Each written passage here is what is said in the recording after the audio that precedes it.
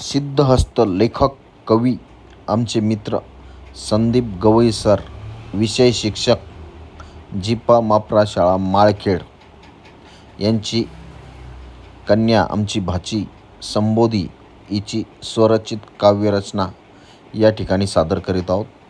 काव्यरचनेचं नाव आहे बाबासाहेबांमुळे.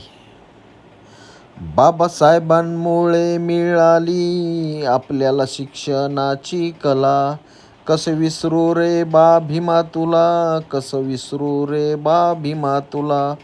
अनेक हाल अपेष्टा सहन करूनही दलितांसाठी तू झिजला, कसं विसरू रे बा भीमा तुला, कसं विसरू रे बा भीमा तुला.